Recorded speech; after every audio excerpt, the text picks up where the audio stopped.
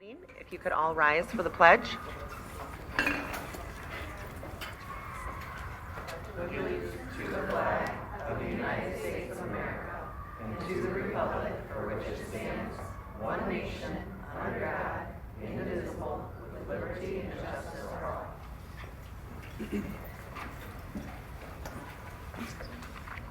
Thank you. James, would you mind taking attendance? Yep, absolutely. President McDonough, Here. Vice President Whitney is absent. Secretary Summers here. Treasurer Gibson here. Trustee Aldred here. Trustee Atchison Here. Trustee Campigiorni absent. Thank you. Any changes to the board agenda? I have none. Scheduled public comment, we don't have any this evening. Item number 4, our consent agenda. Could I get a motion for that? Thanks, Shane. Move to approve the consent agenda as presented. Support? James, thank you. Any discussion? All those in favor? Aye. Any opposed? Motion carries. Item number 5, our superintendent's report, starting with Dr. Milligan. All right, good evening, everyone, and welcome to all of our guests and our students here. Excited that you're here. For those of you who don't know me, I'm Dr. Milligan. I am the superintendent here in Oxford Community Schools. No, I'm not closing the schools. So, first thing I always do when I open the board meeting or open the highlights is the grounding us in our strategic plan. So our vision, empowering learners, building community and inspiring futures. Our mission, providing supportive, safe, and opportunity-rich educational experiences that foster belonging, build self-empowerment, and prepares learners to contribute to a connected community. And our core values, empowerment, belonging, and innovation. Tonight, our highlights include, we have a very special celebration. It is Board Appreciation Month, so we have some students here to help celebrate our Board of Education and thank them for their efforts.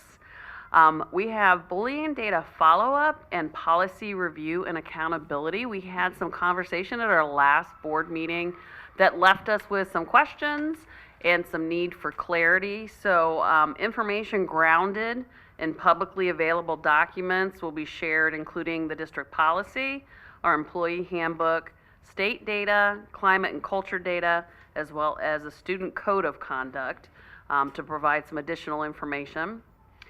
We'll have, of course, our school and department highlights. And finally, we'll have 2 presentations. We have our Oxford Elementary School team here to present. Very excited about that. And then we'll have our staffing update and our strategic goal number 3 update. So first and foremost, we are celebrating our Board of Education. We'd like to thank them for their service in guiding our district with dedication and a student-centered focus. We appreciate your commitment to student success, ensuring every decision keeps learning, safety, and opportunity at the forefront. Thank you for your volunteer hours and governance that help shape the future of our schools and community. We are grateful for your collaboration, helping move our district forward through both challenges and celebration. Your service makes a lasting impact, and we appreciate the time, care, and responsibility you bring to this role. So I would like to thank Principal Murphy. Her students in leadership made cards for our board members, and we have Logan Huff, Jake Burns, Lucy Collins, and Madison Wiegand to come up and give those cards out here at the table.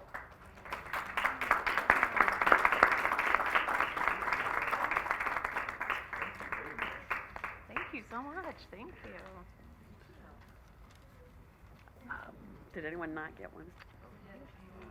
Sarah Beth, yeah. Oh, right here. And Mike, we can split them up. Thank you so much. Really appreciate that. All right, well done. All right, the next part is regarding the follow-up of the data as well as some of the questions that came out of that and some clarifications. So I'm going to start with just some general overview. I am going to stop after each section and just see if there's any additional clarification or conversation that needs to happen. I also want to reiterate when it comes to bullying, I encourage all adults, all family members, staff, if there are ever any concerns, please make sure you're having conversation with your building principal. I am in communication with them on a regular basis. They keep me updated, but they are the boots on the ground that can solve the situation, the challenge, the quickest, as opposed to going outside of the school and then it takes us longer to get it back to the initial challenge. So I am always available also for those conversations. So once we're done tonight, if there's still clarification needed, please just let me know. I have lots of opportunities that I can sit down and provide additional information. So I want to make sure we're clear that safe schools start with proactive strategies, right? So when we're looking at identifying bullying or aggressive behavior, those are reactive. So the behavior has taken place, we are reacting to the behavior. But our schools, we have a comprehensive framework of proactive and reactive strategies. So the first thing and the foundation that is most important in every single school is building that culture of respect. That is the foundation for which we build bully-free school environments. So that includes clear expectations. I don't know if you've ever been in the elementary school at the beginning of the school year and you have groups of kids being taken all around the school, whether it's the bathroom or the cafeteria or the hallway, and they are literally taught the expectations of all of those spaces, right? Because if they know what they need to do, the vast majority of our kids do those things, right? So clear expectation, rewarding kindness, our PBIS program, which is Positive Behavioral Interventions and Support, our goal is to catch them doing good things, behaving kindly and rewarding that, because that way it becomes a social norm. We are also very focused on providing adult supervision and adult presence, especially in areas where you have, a lot of student interaction, whether it's the hallways, whether it's the restrooms, whether it's the cafeteria or recess, making sure there are adults that are actively watching students and ensuring that they are behaving appropriately. So that's the foundation that we build upon. We also work very closely with our students, like these wonderful young people over here, and they have social emotional learning in their classes. That's embedded in the curriculum, and it teaches things like empathy, impulse control, and how to manage, and we call them big emotions, right? Anger, jealousy. Like even we as adults sometimes struggle managing those things. So teaching students what to do with those emotions so that they don't turn to physical aggression. We also work closely for conflict resolutions to help them understand, is it peer conflict? Is it bullying? And how do you solve disagreements without aggression? And how do you report bullying incidents? So that's the second proactive strategy. The third proactive strategy is we have a modern reporting and swift response. So beyond just talking to a trusted adult, all of our students have been able to identify a trusted adult in the building that they can go to. We also have anonymous reporting, such as online forms. Did I already pass that? Nope, sorry. There we go. Online forms to reduce the fear of reporting, so they can do that anonymously. But I also want to emphasize, when a report is made, administrations, they don't just wait and see. Like, we're doing an investigation. We're not going to wait and see and just hope that, everything's okay. We're going to make sure that there's a safety plan in place for the student. It's an immediate safety plan. An example might be changing seating. It might be staggering passing times. And this is intended to protect the victim while the investigation is going on. So that's immediate, and our administrators are well versed in making sure that that happens. And finally, accountability and family partnership. So the goal is that students understand there are predictable consequences to these behaviors, and often those are progressive, right? We're working with children, and their brains are growing, and they're learning how to interact. Anyone who has, siblings at home that you're working with, you see that they have conflict all the time, and we're teaching them how to navigate that. We provide an opportunity for them to understand those consequences and make them predictable for those students. And finally, involving parents. Our school communication, we work regularly with parents to help them recognize the signs of bullying and cyberbullying and ensure that what they're hearing at home, they're hearing at school, and we always encourage communication. So if parents have any concerns whatsoever, reaching out to the school and sharing those concerns, that is your number one line of defense. All right? So at this point, are there any questions about the proactive strategy? Any clarification or questions? No? Okay. So in addition to the proactive strategies, the next step obviously is who we fill our schools with. That is a critical aspect of keeping kids safe. The number one thing is that our staff is dedicated to student wellness. That is not just their job, it is their focus, it is their passion. And they come to school every day and commit to making sure that they are taking care of our students. This includes our educators, counselors, FSLs, which is family school liaisons, social workers, and support staff. They really, when you ever have a chance to talk to our staff, they are so passionate about their work and their love for our students, because how could you not love our students, right? They are honestly some of the most passionate people I know. So that's a huge asset for keeping a school safe.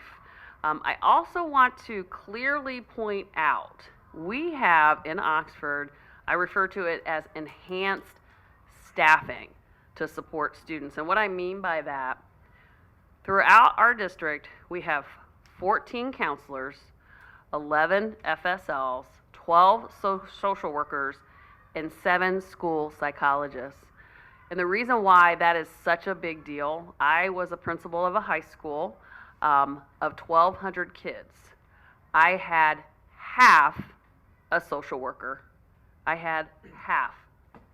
So to have schools that have 2, 3, 4 social workers, 2, 3, 4 counselors is such a huge advantage, because they're interacting in a low-level way with students. They're making sure, they're checking in. Are you okay? Is anything going on?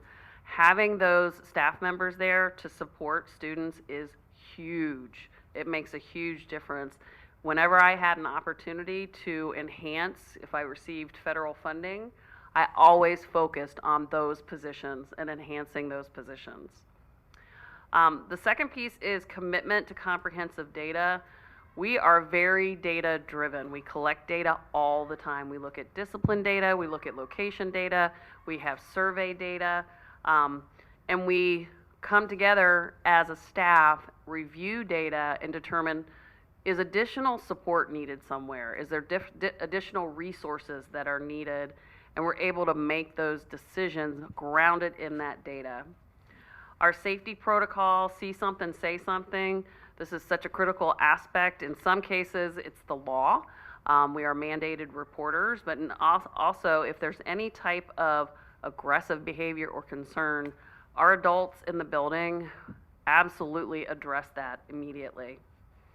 And finally, psychologically safe and supportive culture. Our professionals work tirelessly to create a psychologically safe and supportive culture that enhances student achievement and safety.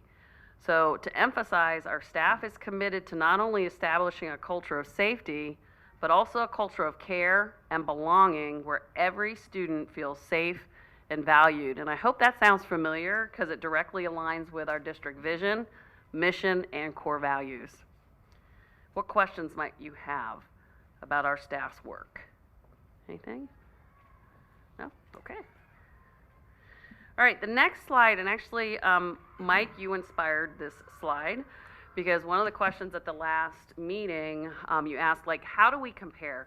How do we look? And that actually got me thinking. I'm like, I should know how we compare. You know, are we an anomaly? Are low numbers? Is it something that, you know, we need to reflect on in terms of data integrity? And so we were able to pull the state data. So all schools have to report to the state the number of bullying cases. This is from last year, 24-25. And as you can see, our local area, we are very close to those numbers. I like to think, I know there's one way to look at it in terms of, you know, questioning the data. Is it accurate? That's one way to look at it. I like to look at it to say, hey, we're really leading the area in keeping kids safe, right? Of all of the safety structures and the enhanced staffing, all of the reporting, my hope is that the data reflects an outcome of all those efforts. So we did look at the data. We got a couple kind of anomalies there at the bottom. So I did reach out just to see, you know, what's going on there. They actually use a different student information system, and that makes a difference because how you collect data is often it determines the output, right? Depending on how it reads the data, how it collates the data. And they were very open in sharing that their systems may not be the most accurate in terms of collecting that data, because what we need to report to the state is verified. So not just reported, also investigated, and after investigated, the outcome, we verify that it does indeed fit in that category, so that is what we report to the state. So again, in my tenure as a high school principal, I might have one a year that turned out to be bullying. Often it was peer-to-peer conflict, or it might fall in other categories like harassment or intimidation. So there's lots of different categories it can fall in. I wanted to add the climate and culture survey because some of the conversation talked about potentially, you know, concerns of students feeling unsafe in school. And so I reflected on our climate and culture survey. This is for the entire district. So the survey results demonstrate a multi-year upward trend on how our students, parents, and staff perceives the safety of our learning environment. So I know it looks kind of small up there. The first one is students agreeing or strongly agreeing with "I am safe." And you're seeing a significant increase over the past 3 years from 65% in 22-23 to 82% in 24-25. That's an increase of 17%. That's significant. The second statement they agreed or strongly agreed with was safety of the school. The school is safe. Student confidence in the safety of the school as a whole increased 16 percentage points over the last 3 school years. Our parents, in terms of agreeing or strongly agreeing with the school is safe, was a steady increase by 7%, reaching 84% in the 24-25 school year. And finally, our staff agreement regarding school safety also steadily increased by 6% to 96%, suggesting that our staff feels equipped and empowered to maintain a secure and nurturing environment for our students. So I just want to again emphasize that we use comprehensive data to identify emerging patterns and trends, ensuring that our decision making is evidence-based and prioritized to improve student outcomes. What questions might you have about this data? I found this data fascinating. I spent a lot of time here. Any thoughts? Mike, did you have any thoughts? I mean, I don't have a question, and I definitely very much appreciate the detail and just understanding, and the fact that we're as low as we are, awesome. Yeah. My questions weren't anything about questionings of that, just it seemed, as opposed to the other ones that seemed low, and is there a correlation? There's not. Yeah. This is phenomenal. And I think from a district perspective, looking at the top of the current page, I feel like we need to engage with the other districts that are higher and expand on our success and share that, right? Because if we have this type of success, you have to believe that the ones with the very high numbers want to understand. Yeah, That's a great position for us to be in. Yeah, is for to sure. share how we do what we do. yeah. Thanks. Any other thoughts? All right.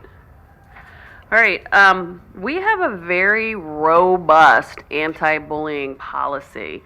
It's policy 5207.01. It's readily available on our website to access. And there was some conversation about what was qualifying as bullying and what wasn't. So our policy specifically says that it must meet all three of the following criteria listed here. So the act, written, verbal, physical, including cyberbullying, the intent, the aggressor intended to harm the student, or, and this is important, a reasonable person would know the act would likely cause harm. And that's really important, and I'll emphasize that in a second. And then finally, the impact must result in at least one of these four outcomes: substantial interference with educational opportunities, fear or distress that affects school participation, actual health impact, mental or physical, and operation disruption to the school environment. Now, I was in a meeting the other day. Oh my gosh, is it only Tuesday? Yes, it was yesterday. Wow. And we were talking about having these conversations with students. What does this mean to a student? How might they understand what this means? And what we talked about and shared, so for the first one, substantial interference, we can talk about, okay, it could be bullying if it's making your learning hard. It makes it really tough for you to focus on your work and enjoy class, right? So that's something a kid could understand. The second one, fear or distress, do you feel scared to come to school? Does it make you feel so worried or upset that they don't want to be in school or join in on the fun?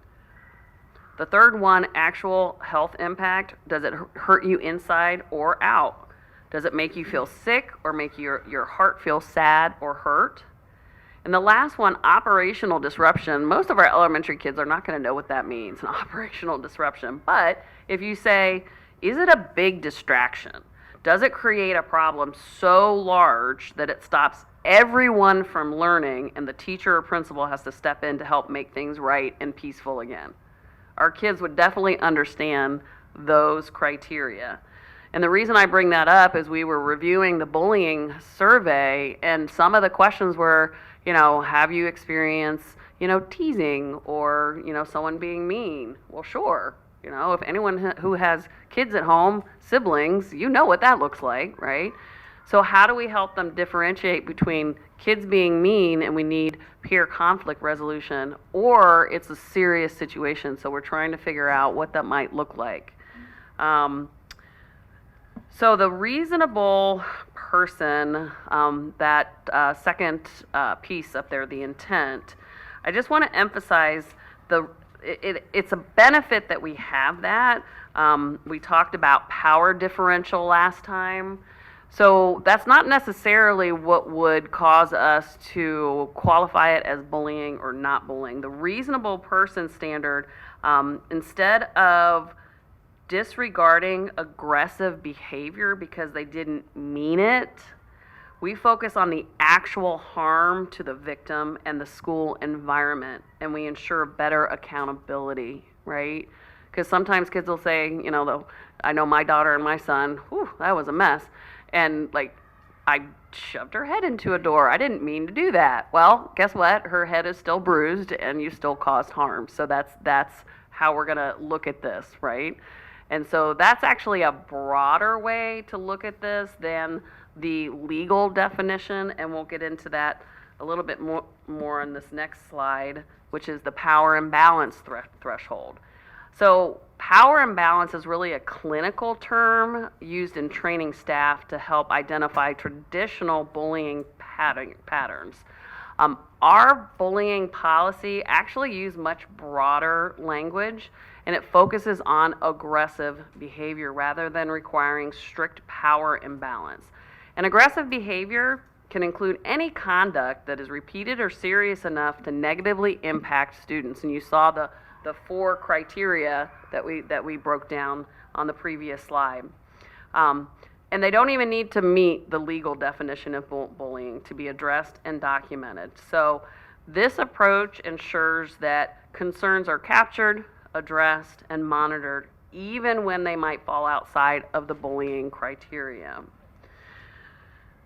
And then one more slide, and we'll stop for questions. I'm not going to go through each of these. So looking at the data, after our last board meeting, I was very curious because just talking with our principals and understanding how we were classifying various incidents, it was helpful to understand. I just had a conversation the other day with a principal, and I said, okay, I understand you didn't categorize this as bullying, you categorized it as harassment. Help me understand the difference between the two.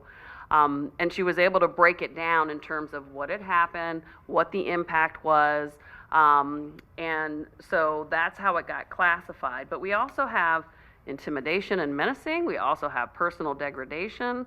So just looking through our data, the district process up till now 24 documents within the behavioral categories that you see here, alongside 25 additional documented bullying concerns, right? Those didn't necessarily all turn into investigations. 5 of those turned into investigation, and 1 was a verified bullying case, right?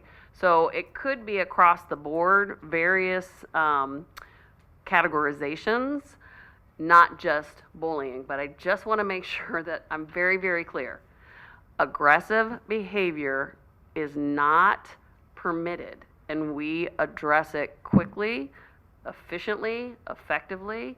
The goal is always to help students learn. We're an educational institution. We have growing brains, and we work with them very closely. I'm always impressed on how well our teams work with our students to help them better understand what behaviors are appropriate, what are not, what are some better behaviors you can engage in to reduce conflict. That was helpful to me to just look at the broader categories. So what questions might you have about the policy, its implementation, or other prohibited conduct? It's not a question, more of a comment. I just want to say I agree that was very helpful when you put it into those terms and explained that there were the 24 plus the 25, that data, and you meeting with the principals to discern the outcomes here. That was very helpful. So I just want to interject and say thank you for that. No, of course. Yep. All right, just a couple more. I promise, kiddos. Way to hang in there. I'm very impressed. Doing a great job. All right.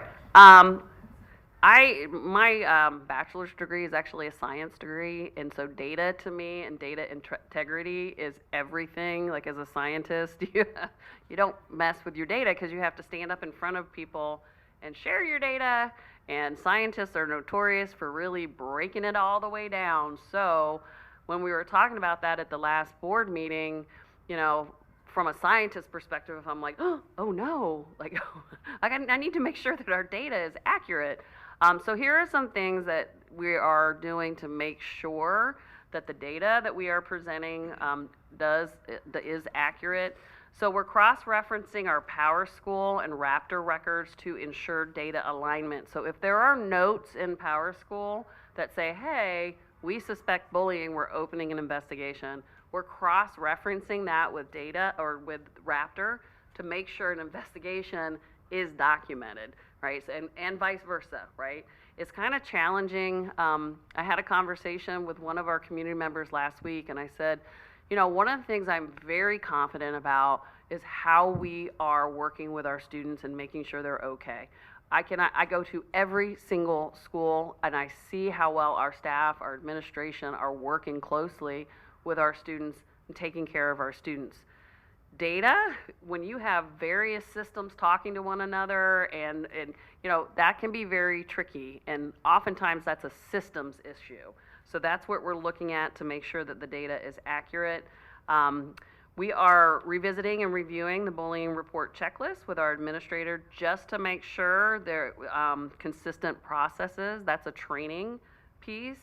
We're examining bullying data during school safety meetings and investigating any data discrepancies to identify the root causes of misalignment. I love data. Like, I could sit and play with data forever. So I am very open to data discussions. If anybody wants to sit down with me and review the data with me, I also love, going to the state data, and there's data galore out there. So if there's ever concerns about data that you see, please, please, please bring it to my attention. And finally, we're almost there. It was brought up at the last meeting, some concerns about policy, and our expectation for staff with policy. It is very, and these are public documents. You can pull these up and check them out. It is very clear in our employee handbook. All of our staff must sign a formal document acknowledging that they've received, read, and will follow all board policies. We have mandatory trainings every year at the beginning. There's a whole lot of them, and the one on bullying is especially robust. I think it's at least an hour long, and it goes through scenarios. You have a quiz associated with it, how to identify and report bullying and aggressive behavior. As I mentioned, school staff are mandated reporters. Legally and professionally obligated to report any incident they believe is aggressive behavior towards a student. And finally, now, obviously, we're not perfect. All people make mistakes. And we want to make sure that we are supporting our staff in growing and understanding. So when policies are not followed, we open investigation and we look into what happened. Did they not understand it? Was the policy misunderstood? Was it a training issue? Maybe we didn't highlight it well enough. Or did they really, really just not follow the policy for whatever reason, right? So we look into that. We do a very thorough investigation. And our employee handbook clearly states that failing to follow the board policy can lead to disciplinary action up to and including termination of employment. So I just want to make sure that we're clear in terms of how we handle these situations. We always follow our policies when we are made aware that something fell through the cracks or something didn't go the way it should have gone. We will follow our policy, we will investigate, and we will follow our employee handbook. So if you ever have any questions on how something was handled and you want more information, those are the places to go. What questions might you have? Anything? All right. Just let me know. I'm more than happy to go through it, or any community member, parents. I'm always available to have these conversations. I do want to make sure I'm clear in what we do and how we do it. Like I said, we're human. We're not perfect. We're going to make mistakes, and it's important to own those and make sure that we are correcting what we did wrong and how we can do it better, right?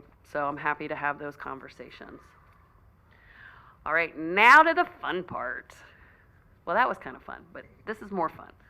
All right, and again, I appreciate our administrators sending these pictures, and they give me descriptions, what I share, so it's always really fun for me to see all the cool things our kids get to do.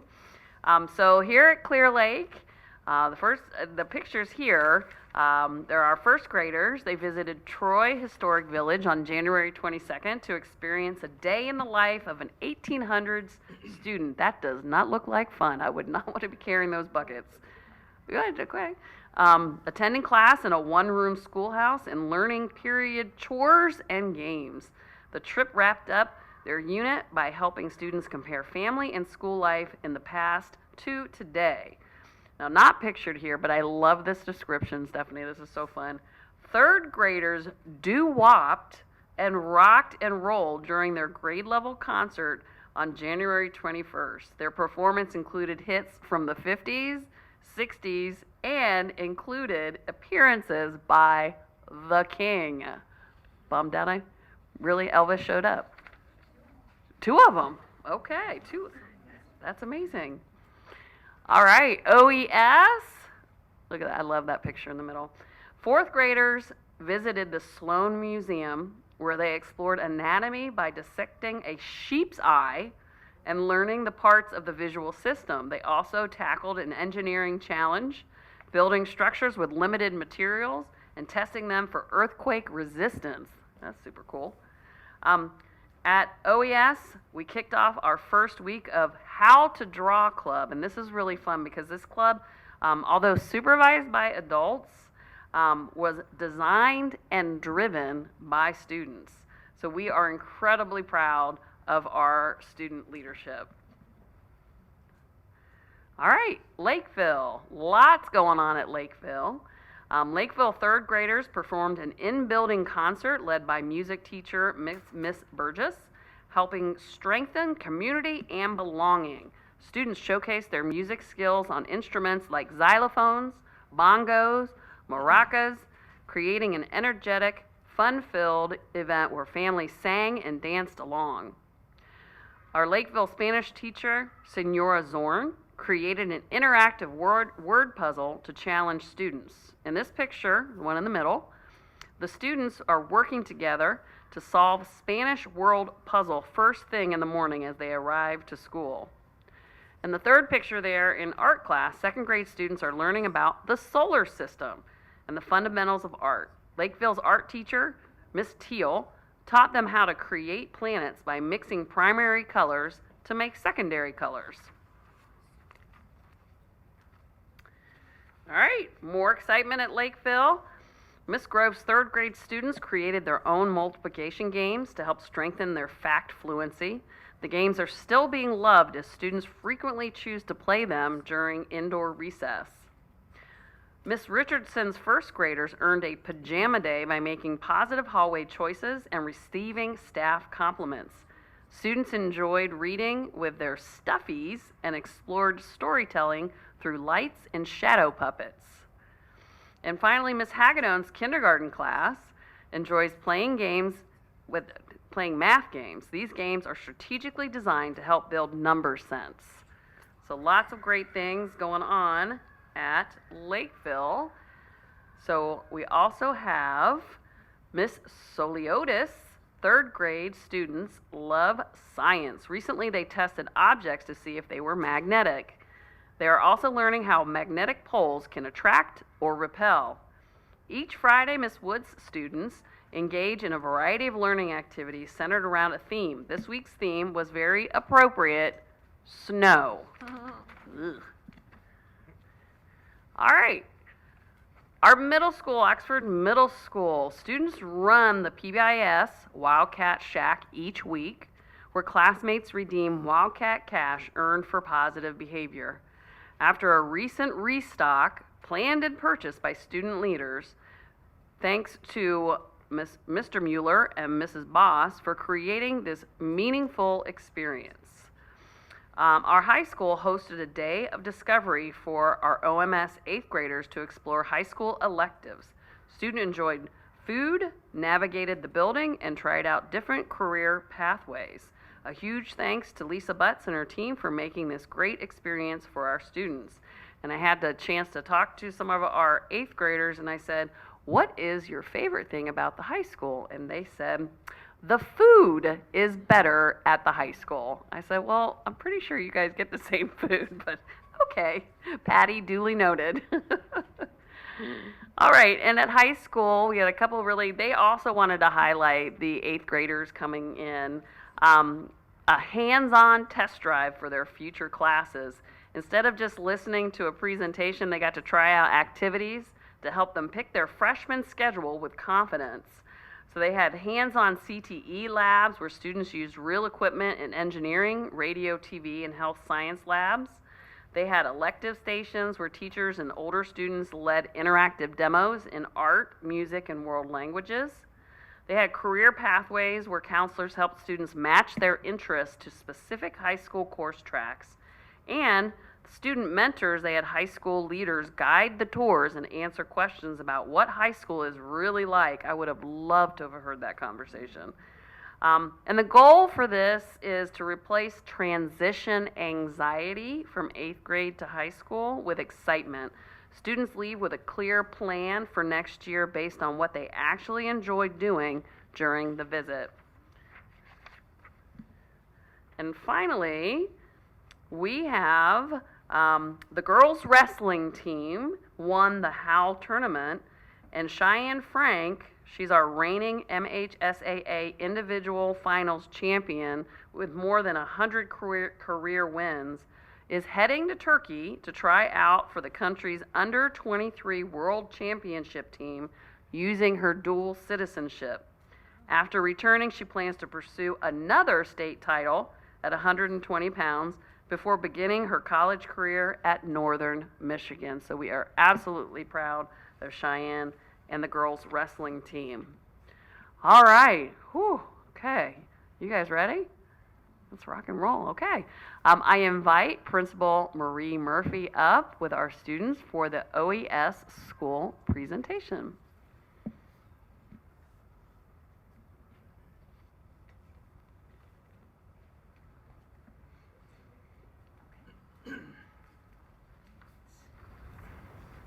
Good evening. Thank you so much for having me here tonight to present. My name's Marie Murphy, and for those of you who don't know, I have been in the district for 6.5 years. I'm proudly serving as the new principal at Oxford Elementary this year. Prior to that, I was at the middle school serving as a special education resource room teacher and special education consultant. And then I served at OVA last year as the assistant principal for the middle school and high school. So as I stand here before you, I've had 14 years in education. Returning back to my elementary roots has been quite exciting. And just this picture, I apologize, it's a little blurry now. It wasn't blurry on my presentation, but just the staff up here, they're just such beautiful people. And it's been great. They've been so welcoming. They have been so caring. And what I'm sharing with you tonight is the work of the people you see here on the screen. They're just incredible. They work so hard, and that passion that you mentioned about education is definitely at the forefront at OES. I'm very proud to serve as their new leader. So tonight I'm going to do a review and preview of some of the OES goals that we've covered. I'm going to cover our 2024-25 climate survey data, our student achievement data, and of course our points of pride, where our students will present some of the things that they're doing as well. Oxford Elementary proudly serves 334 students, 60 staff members. We are a 3rd through 5th grade school. We have one self-contained ASD classroom. Actually, Mr. Huller is here tonight. He represents our Lynx crew, which I'll introduce later. Amazing teacher. And we have 3 special education resource rooms. So just a little review of what we've done when we started the school year off. With having new leadership and even some new staff members joining, we really took time to dig into what our personal values were as a school. And with those personal values, we developed common themes to develop our school-wide OES values. And so while we still stay very rooted in our district core values, these were some of the values that our teachers and staff, everywhere from paraprofessionals to our neonates to front office staff, everybody had a contribution into building our values of respect, empathy, perseverance, safe and inclusive environment, and integrity. So everything we do is really rooted around that, and it also has built our building-wide goal.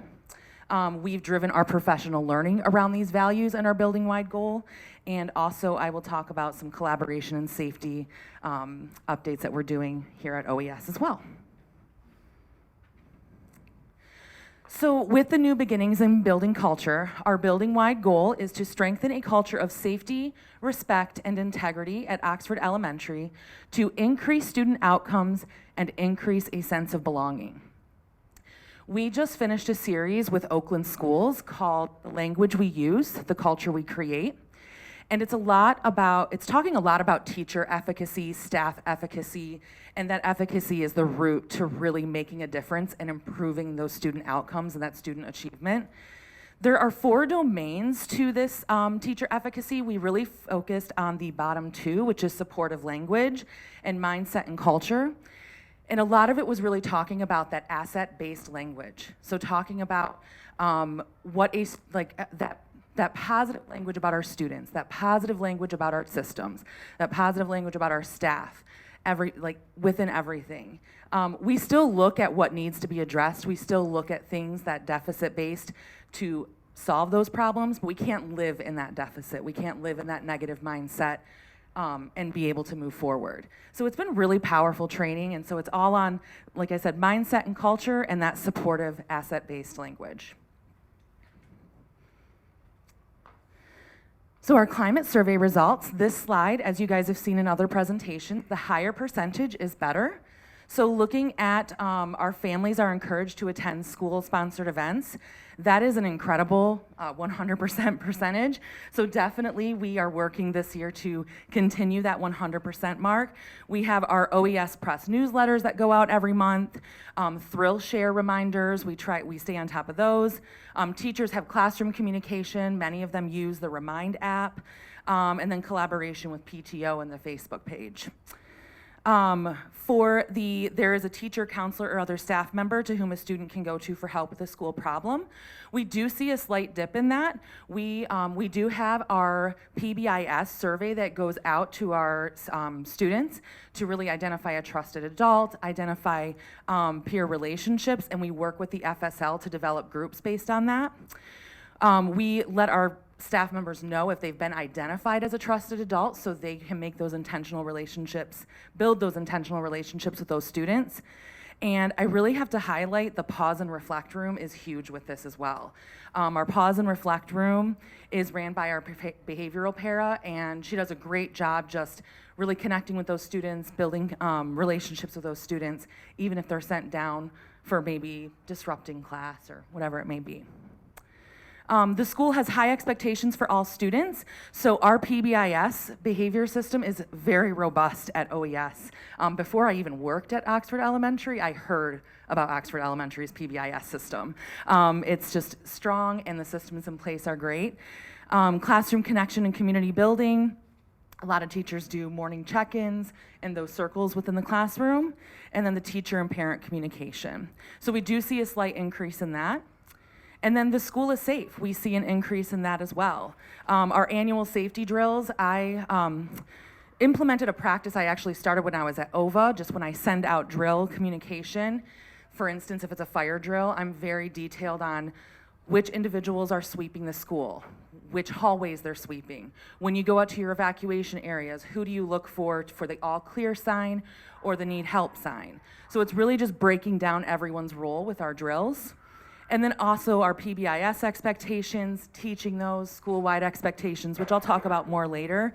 Reteaching those and reinforcing those definitely helps with that school safety. And again, highlighting the Pause and Reflect space. So these climate survey results, the lower percentage is better. So we do see that discipline enforced fairly has made quite an improvement. We're still working on it though. It's definitely something we're constantly reflecting on. Being new this year, just really seeing the trends of behaviors that come in and how to respond to them. And living into our continuum of consequences. We have think sheets and pause and reflect sheets that students will fill out if they're having a hard time, and that gives us like a driver for a conversation to have with those students. And that parent communication is huge. I know you mentioned that earlier. Sometimes even calling for the smaller things really help the bigger things from never happening. So I really try to keep that communication strong with parents if a student had a rough day or had something go on within the classroom that maybe doesn't have a disciplinary consequence, but just so they can have that communication at home with their child. We also had an assembly where we had high school athletes come in, and this was in response to some recess behaviors we had with like sportsmanship. You know, playing a game of football at recess where everyone's on a different level, like some are on a travel league, some are rec, some only play football when they come to school and play at recess. So building that sportsmanship is huge, and our high school football players came in and did an assembly with our 4th and 5th graders, which was really impactful. And you'll see pictures of that later. So our state assessment data, this is looking at our M-STEP scores. You will notice that OES is in gold for the 22-23 and 22-23, 23-24, and 24-25 school year. So here you will notice that all grades have consistently stayed above the state average for the last 3 years. In 4th grade, our students are consistently on track or above the county average. I want to highlight our school improvement team on this slide as well. We have been working with our school improvement team. This is a team that I developed this year where we have different individuals from different grade levels, special education, our instructional coach, and we're really digging into the state data. We're looking at our STAR data and looking at those trends of where our students have been, how they've been performing historically. Some of the things we've noticed with M-STEP is we really want to talk about our testing environment, making sure that our students have a strong testing environment within the school. The schools, you know, the hallways are quiet, it's not loud out at recess, things like that. And then also the typing literacy. So students, when they have to write an essay on M-STEP, they have to type it. Well, they do a lot of handwriting in class and they don't transfer it over to the typing. That can be hard to perform on M-STEP. So we've been really working on that as well. Oops. Sorry about that. So our math data, same thing with the OES is in the gold. 3rd and 5th grade have maintained being on track or above the state and district average for the last 3 years. 4th grade has maintained being above the state and county average for the last 2 years. We have seen a significant growth in 5th grade. That 10% growth is very impressive. And then again with our school improvement team, really looking at those trends as well, and looking at the curriculum alignment to when we teach, take M-STEP to our curriculum and when we teach it, so just making sure that alignment is strong as well.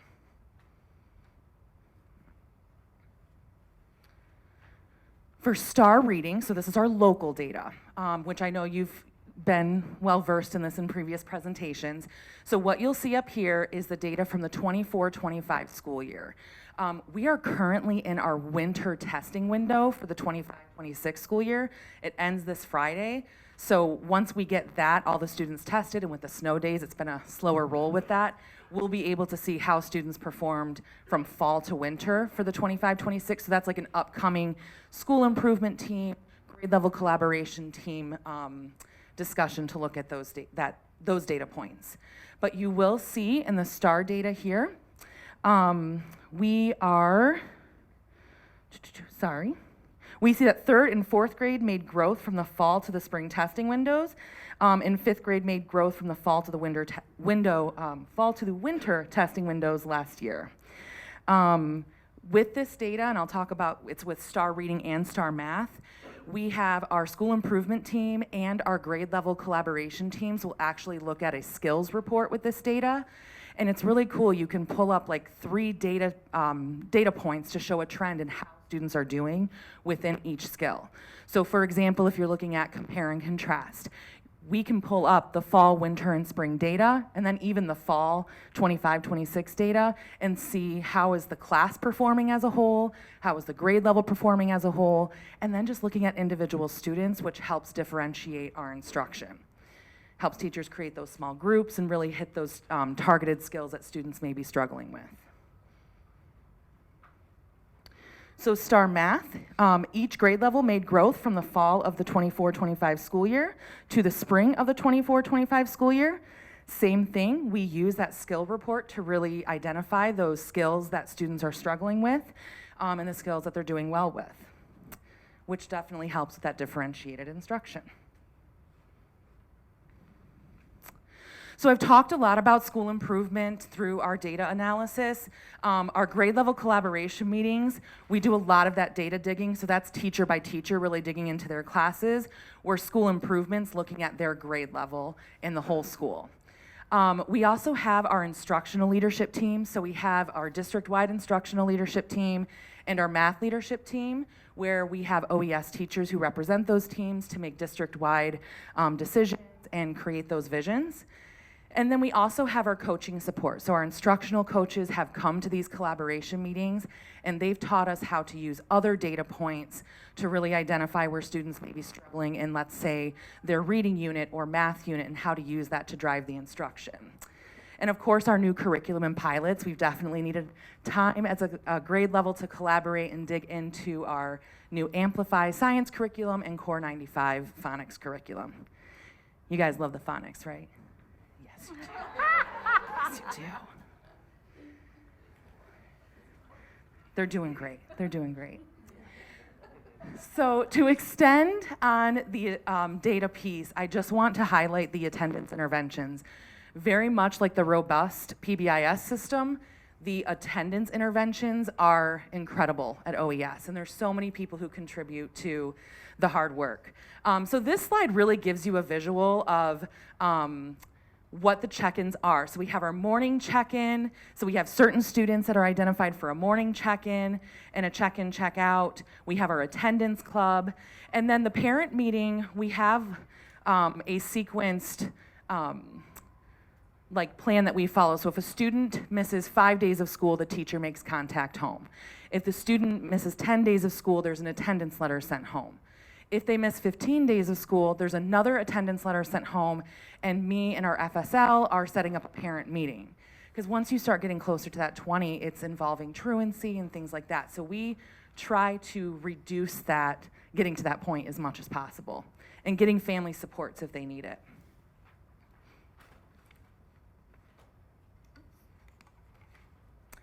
So these are the results, and they are quite impressive. Attendance club, so students meet once a month for an attendance club lesson. They talk about the importance of attendance, they graph their attendance. We talk about what's within their control, maybe anxiety. Some students aren't coming to school because they have an increased anxiety, and problem solving through that. So last year, there were 27 students involved in attendance club, and 15 out of 27 of those students had strong improvement in attendance. This school year, we have 23 students involved. 17 out of the 23 are currently showing 90% or higher in attendance rates so far this school year, which is exactly where we want them to be.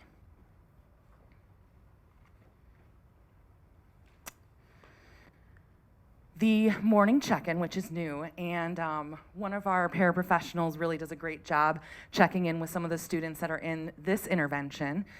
It's really just to have that morning check-in, that good pulse to the day. Someone's looking for you, somebody wants to see you here at school, and building that relationship, and then celebrating when they come every day. So we have 12 students involved this year. 10 out of 12 students have stronger attendance this year than last year.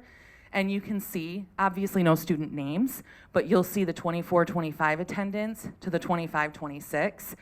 And all of those greens, like that's just beautiful to see those students at that 90% or above.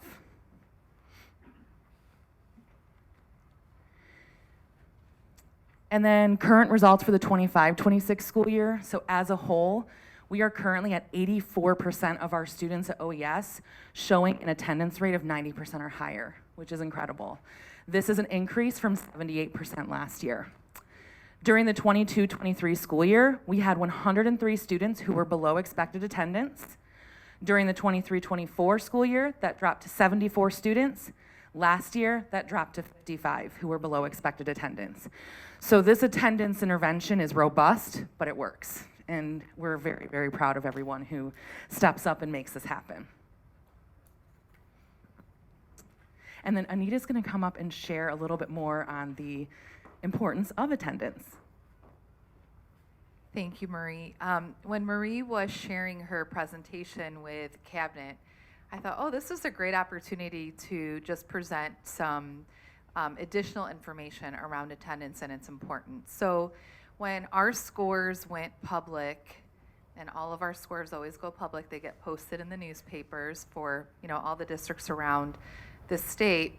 We did receive some stakeholder input that our scores seemed relatively lower to compared to districts around us. And so questions about why is that when we're comparable districts. And to be honest with you, as the person who really oversees teaching and learning, this is like hard for me to talk about because we pour our heart and soul into teaching and learning for our most important stakeholders, the kids. And so very similar curriculums, if not almost exactly the same. So for example, all of last school year, when comparing to Lake Orion, we had exactly the same curriculum as they did at the elementary level. And so we want to keep digging. We know that socioeconomic status also affects performance, but really in recent years, attendance is playing a bigger role. And so the slide that you have in front of you shows, we just kind of zeroed in on third grade since we're at OES and they're a 3-5 school. But it shows the third grade Oxford data, the proficiency levels for math and reading. So those are in the blue and the red bars. And then right next to it, it shows the chronic absenteeism rate in orange for third graders and then in blue for the district. And you can see that attendance when compared to District A and as an example, District C, plays a significant role in their outcomes. And so why are we working so hard to improve attendance? When you're in school, you have access to more learning. I mean, 1 day of missed attendance is 6 hours of no learning, right? No access to learning. You are at 10 days and now we're at 60 hours of missed learning. So it's not just about truancy, but how does absenteeism impact teaching and learning? I did not put the district names on there just out of respect to our neighboring districts, but I will share who they are. So District A is Clarkston. So when you look at Clarkston's performance in third grade compared to Oxford as an example, their chronic absenteeism is less than 15% across the grade and the district. District B is Brandon, so you can see they're in a similar boat to us, so their performance might be slightly lower, but also their chronic absenteeism is on the higher side. District C is Lake Orion. So big difference in their performance, and they have much better attendance than we have, not only at the third grade level, but across the district. And then it keeps going. We have Holly as District D. You can see the county and the state. So this really highlights the importance of attendance. I think if we're being honest, between the pandemic and the tragedy at the high school, attendance might seem a little more optional to some families, or it's easier to keep kids home or to travel, or if they're, they might have a cold, they might keep them home. And of course, we don't want anybody sick coming to school, but just the importance of attendance in our outcomes. If we don't improve our attendance, our outcomes will continue to be on the lower side. So again, with Marie doing such a great job highlighting the importance of the attendance work here at OES, we thought it's a great opportunity to kind of share some of the challenges that we're up against, or a variable for us that might not be a variable for a neighboring district. Thank you.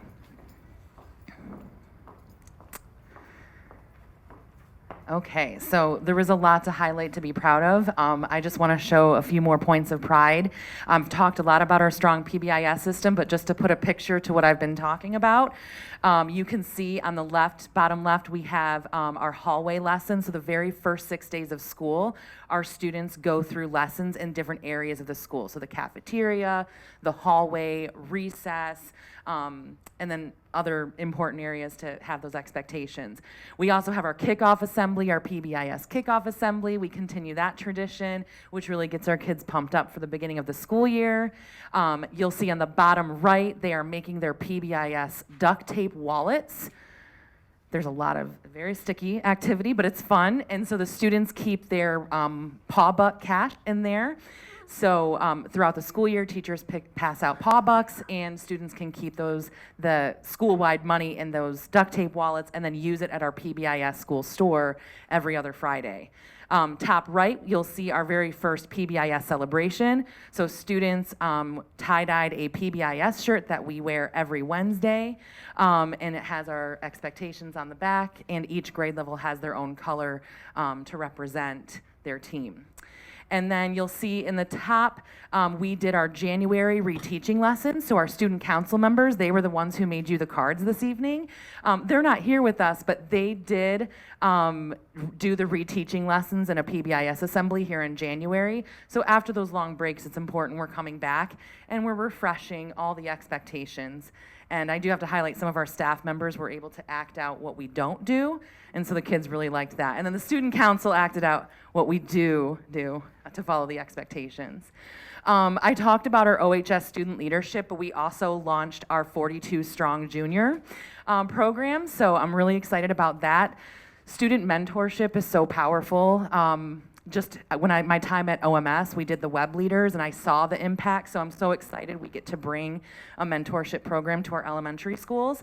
And so our 42 Strong Junior mentors did a kickoff assembly, so some of our high school students and some of our classes have already started meeting with their 5th grade mentors. So 5th grade and 3rd grade are meeting, and then 4th grade and 2nd grade from DA will be partners. And then up in the top right, you'll see our high school students. Those are our high school football players. That was the assembly that they put on to reteach sportsmanship. Some of them went to OES, so it was cool. They could really give specific examples, which made it impactful. I really have to shout out to our parents. Thank you. I know you're all tired. And our PTO and parent support. We could not do all the fun things at OES that we do without our parents and PTO. They are incredible. So you'll see our PTO there in the bottom left. That was at the homecoming parade. This is the PBIS school store that we run every other Friday. So parents come in and the students get to come up and use their paw bucks to buy different things. Sometimes they're buying things like ice cream sundaes with the principal or indoor recess with popcorn and things like that. So the top right that was our trunk or treat, and that's just one example of the incredible trunks we had that evening. We had like a K-pop Demon Hunter karaoke trunk, but the McDonald's drive-through was pretty impressive. We had a whole Candyland and a Costco trunk where they were actually serving food from a crock pot. It was pretty cool. And then the bottom right is our fund run. That's our biggest fundraiser for the year, and so the kids have a lot of fun raising funds for that and then going out on the track and running around. Our student leadership. So I'll invite you guys up here in just a second, but you'll see up here on the screen our student leadership. We have our student council. In the bottom left, they're decorating our giving tree for our annual giving tree, helping our families in need. We have our fish food drive that we did in November. So student council, they helped count the boxes, and the cans, and all the food that came in. And then we have our morning announcement crew. So every week we have students who rotate through and do the morning announcements every day on Zoom for our students. And then we talked about the How to Draw Club in the highlights that Tanya went over. And so yes, the student who started that club came to me in September, and was like, I really want to start this club. So we had a lot of meetings during recess and finally got it up and running. We just celebrated our 2nd week of that club today. So our Links crew. I have Mr. Huller here tonight. He runs our Links crew, and he does a wonderful job really mentoring and guiding our students through supporting our students with disabilities. Mr. Huller, did you want to say a few words? That's okay. No, it's okay. We didn't give the eye contact earlier to know if you. So Links is a program where students, they mentor our other students who have significant disabilities within our ASD room, and it's very much like that friendship. They build meaningful friendships, and I want to have them come up here tonight and share how Links has made a difference in their life and the difference of the lives of others. You guys ready? Come on up.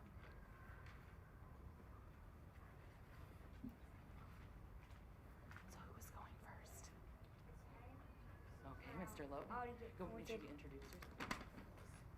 Hello, my name is Logan. I'm going. Lynx, as you probably know, Lynx has changed. How has Lynx changed me? Lynx has changed me because before I joined, I barely knew any of the ASD kids. When I saw them in the hallway, I barely greeted them and I walked right past them. I didn't know what they liked, what movie was their favorite, and what subject they liked. Frankly, I barely understood them. But now I know all that. In fact, I know how to make their day. I know who likes high fives, who likes hugs, and who prefers a verbal greeting. Peer Links has also impacted the ASD kids with other kids, except Mr. Hollows and Mrs. Hart's class. Yes. Encourage them to try and make more friends and talk to other people. Hi, I'm Jake, and I will be talking about Peer Links. I think Links has impacted others by them having just one more peer to trust. It has impacted me by carrying on kindness to everyone. I used to be nervous to interact with the students, but now that I know their likes, I can easily interact with them and know the right questions to ask. They brighten my day every time I see them. Not only do I get to pour into their bucket, they overflow my bucket. Thank you for allowing me to tell you how great Peer Links is. Have a good night. Hi, I'm Lucy Collins, and I'm a Peer Link. Being a Peer Link has impacted me in many ways. I have grown in my communication skills, understanding differences that make each of us unique, and most importantly, I have made new friendships that I would not be able to have if I didn't join this program. I have seen how Peer Links has impacted many people. I have seen everyone being included out at recess. I have seen my classmates grow more patience and empathy, and lastly, I have seen my classmates comforting Peer Links when needed. I'm so grateful that we have this program. Hi, I'm Madison, and being a Link has impacted me so much because it makes me feel good to be there and support them as a friend. I love that it makes me feel good because they can count on me when they need help or support. And lastly, it has impacted others by choosing to be more accepting and helping others more. Also, in the last year, peers have been noticing to do the right thing and include them and play with them. I'm so happy we have this program.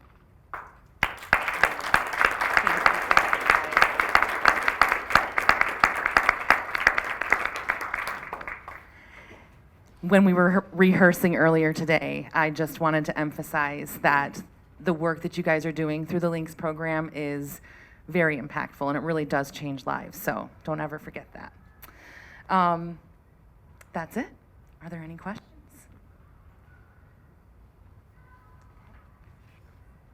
Thank you. Questions? Well, I Oh, just, no, it's okay. sorry, Oh, it's no, not it's a okay. question. Really just wanted to thank you. That was an excellent presentation. I appreciate so much about your leadership this year, your school improvement teams, the continuous improvement measures, the partnership with 42 Strong Junior. It was just very impressive, and I thank you. And I especially want to thank the kiddos that came tonight. That was fantastic. Your hard work paid off, and thank you for the work that you do. I know it's late. We'll take a break here, and there's cookies especially for you outside. Thank you.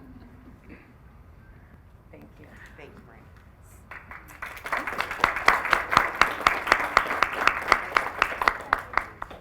Yeah. Let's just take 2 minutes. Don't Yeah. feel obligated to Yeah. stay. Parents, I know it's late. So thank you, Principal Murphy, Logan, Jake, Lucy, and Madison. You guys did awesome. Well done. Have a great evening.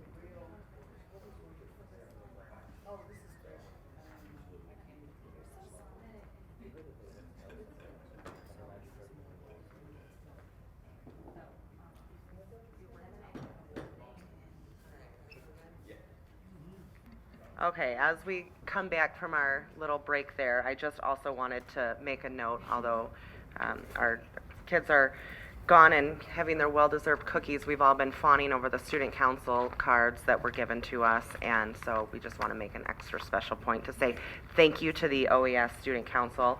We are absolutely loving these, and thank you to the OES staff. What a tremendous job. So now we'll move into our next presentation.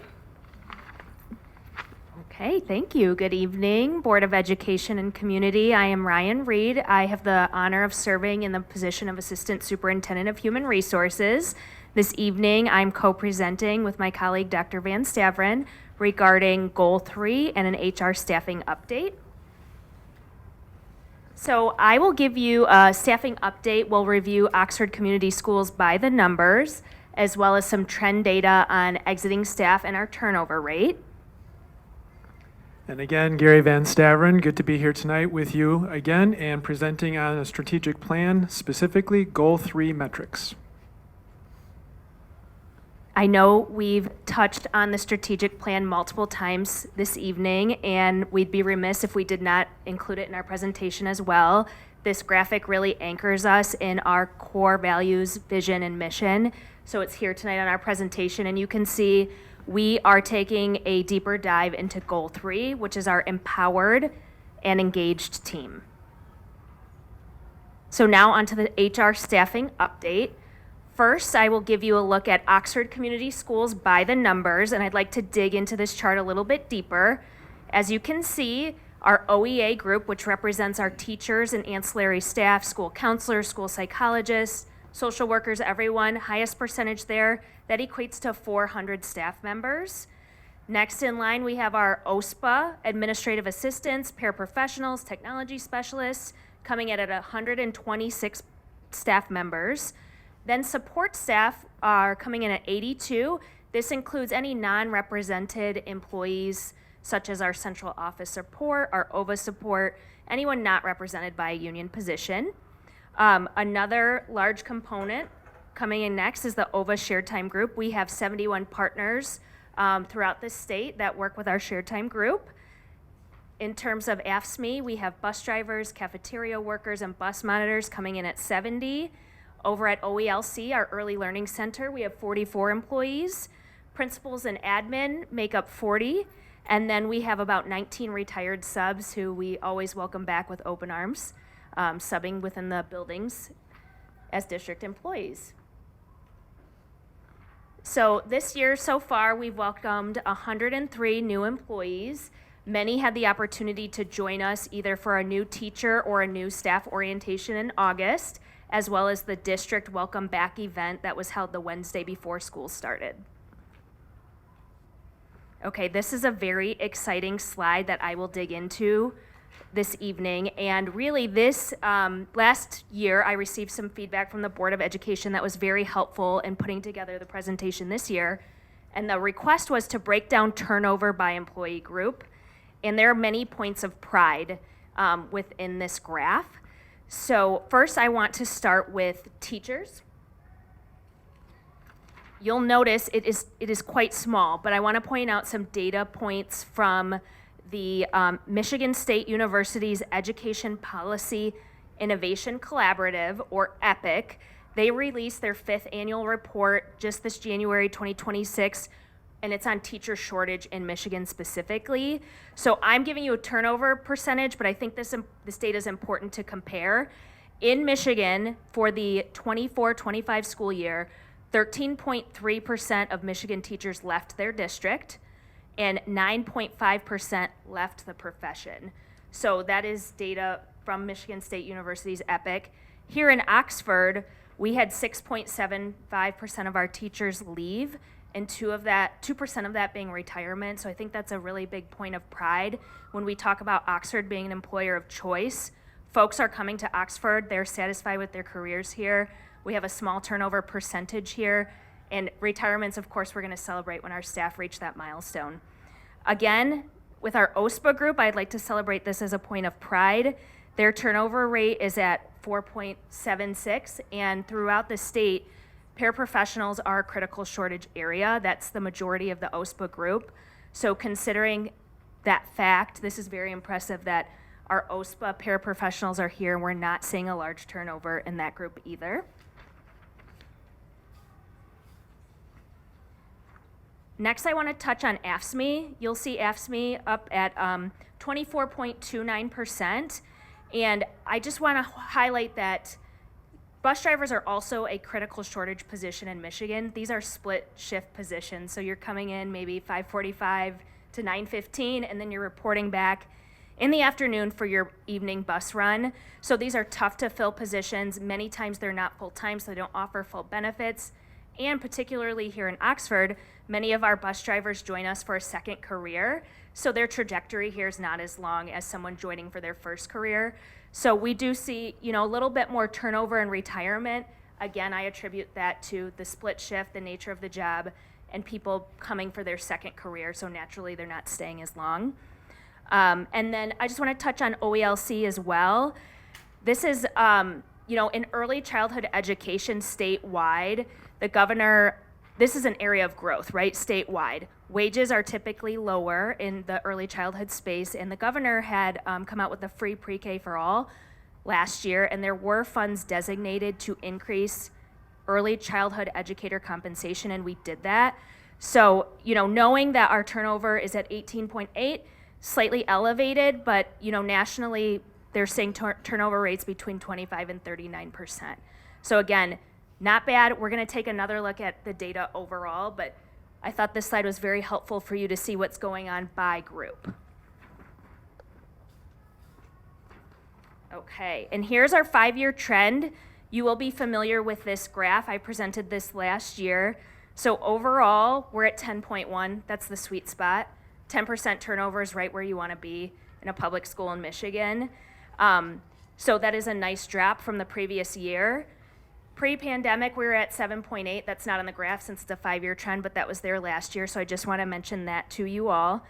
And really, we, through the strategic plan, have prioritized building systems to sustain staffing levels. So it's about, having our benefits task force really listening out there, seeing what our groups need, and, working on professional development, career development for our staff, and our wellness committee, which we'll touch a little more on.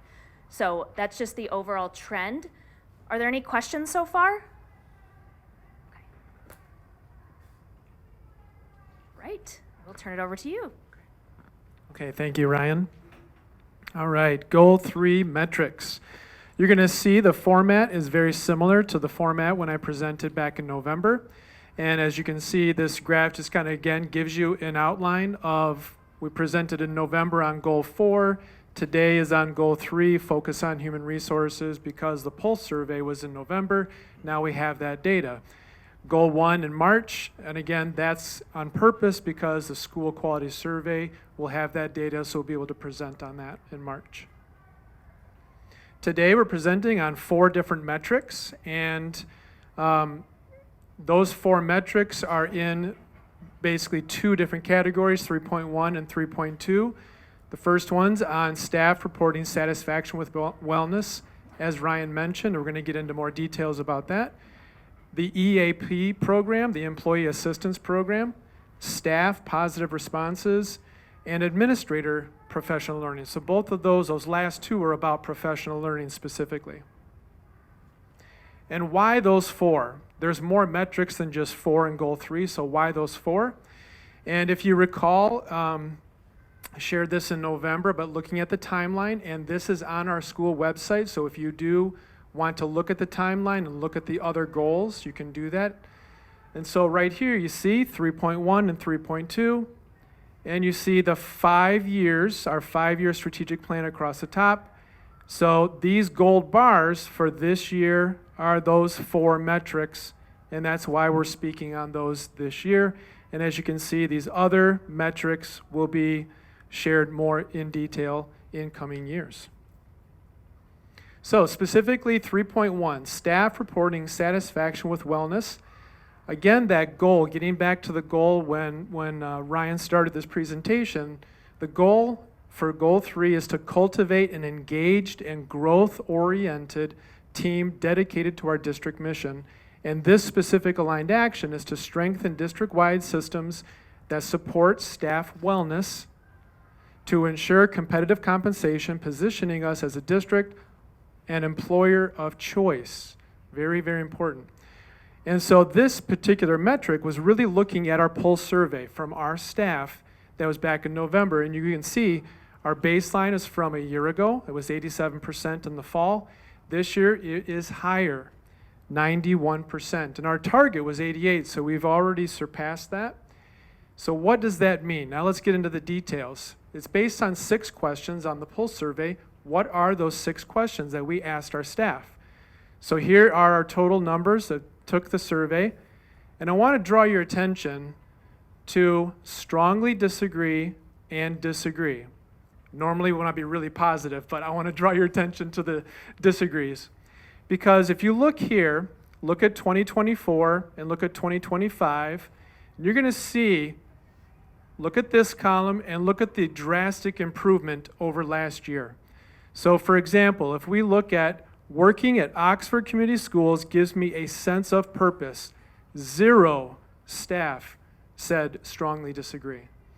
If we look at this one, there are people at my workplace who genuinely care about me and my well-being, 0. as opposed to the previous year. So I just wanted to lift that because I think that's something to be celebrated. And back to Ryan. Thank you. Digging into that employer of choice piece, I just want to highlight a few things, wonderful things going on this year from our Wellbeing District events.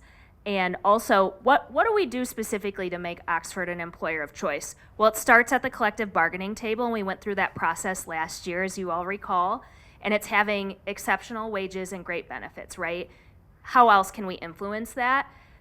We shout out every new employee in our Oxford Insider newsletter. That's a point of pride. We've been doing that for years. We make people feel welcome when they join our team, whether you are, an admin, sub cafeteria worker, everyone gets a shout out because people deserve to be celebrated when they join our team. We also listen. We look at the market and what's going on. For example, with our enhanced dental benefit this year, effective January 1st, we knew that the market was changing and that we needed to increase our offering. So per covered member now, our dental coverage went from $1,000 to $1,500. So again, putting our employees first, their needs first. They're here for their career. We want to take care of them. And that's one way that we did that. Another way, listening to our employees, is that someone came forward and said, do you offer a legal plan that we can opt into? We didn't have one, but we worked with our benefits consultant to offer our ag legal plan. It's $21 a month. It helps people with their estate planning, their wills. It's an opt-in. You don't have to, but people asked for it. We listened and we delivered. Again, another piece I'd like to highlight, our flu shots and our on-site health screening. We've been doing flu shots on site for years. It's just one way to make life easier for our staff that give so much to our students. They come to every building in the district. You can sign up if you'd like to. If not, no big deal. And then new this year, we also had the BEXA breast exam on site. And then our Wellbeing District events, as many of you know, we had our staff appreciation at the football game with staff coming onto the field with their families to be celebrated. We had our warm welcome back December 1st. We're working on a Happiness Advantage challenge to get through January to March. And then we are having a 5K Wildcats Run with the Pack in April. So very much looking forward to that event for our staff. Now I want to speak a little bit about the EAP. EAP standing for Employee Assistance Program. It's through Aetna, and the website is called Resources for Living, resourcesforliving.com, and I really want to just focus on that because that's truly what it is. This website offers you resources from maybe you want to do chat therapy or in-person counseling. Maybe you just need some resources on financial planning, elder care, child care. It's also tailored specifically to educators. So if you just want to read an article about burnout or about autism, this website, Resources for Living, is just filled with information for our staff. You've also heard me say this before, but I have to mention it again. This benefit is available to every one of those 850 employees who work here, and anyone who lives in their household, that they're eligible for that benefit, and there's no cost for this. So just think that's really important. It's accessible, and it offers so many resources for our staff. We love our anchor charts in education, so I wanted to highlight this as well. We put this together, Gary and I, just to highlight many of the things I've already mentioned to you.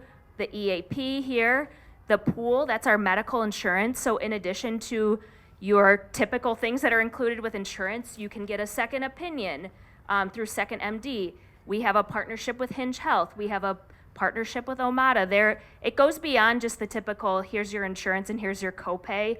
There are value-added programs being part of that Western Michigan pool. It's really throughout the state now, the original name, but there's just advantages to being in with our other colleagues within the education space. So we highlighted that for our staff. And then I really want to touch on career growth and retirement. Wellness goes beyond just your physical and your mental well-being, right? You want to have financial wellness, and career growth is critical for people feeling well. And oftentimes people reach out and ask, how can I become a teacher? And I love answering this question. I'll never get tired of it. And we've put together some resources that are here. You've heard me speak about Talent Together. That's a partnership throughout the state. Oxford had the biggest contingent of staff in 2023 when the program came online. That's a huge point of pride because people have access to furthering their education for free. And we've had staff who've added an endorsement or became teachers under this program. So there are other programs up there, but again, this is just another way that we're an employer of choice. We're not just getting you in the door and you're stagnant. There are opportunities for growth and pathways. And then when our folks reach that milestone of retirement, we are here to help them through that process. So some resources for retirement as well.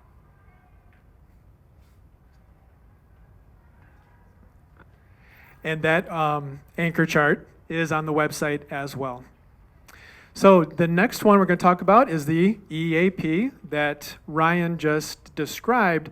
The metric specifically for this one is to increase the percent of usage. We really want our staff to get on the site and use it because, as you see, there's a lot of resources available. Baseline is based on last year. It was 8.3%, currently 9%. That was our target, so we've met our target. And how did we get to that number? So we get to that number based on, there's a little bit of math here, and I won't get into details, but if you really want to dive in, the formula's up there. So we look at the actual utilization rate, which is our total member services, divided by our total covered employees, and then we take that and we annualize it. So over the 365 days, divided by the number of days in the reporting period. So that is how we actually get to that 9%.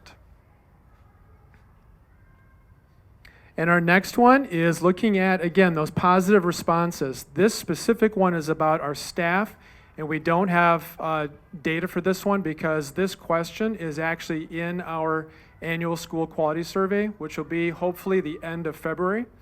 And so that one is to look at the percent of positive responses in our annual school quality survey on professional learning.